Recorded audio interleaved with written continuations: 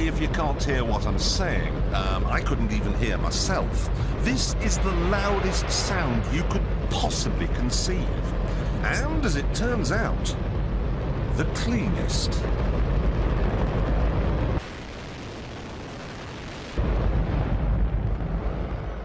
Now, the most amazing thing is that that cloud up there, which was generated by the engine, is just a mixture of hydrogen and oxygen. It's water vapour.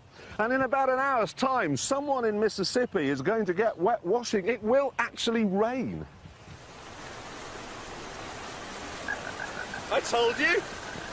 It's raining! That's unbelievable! Oh. NASA's playing God. It's making its own weather.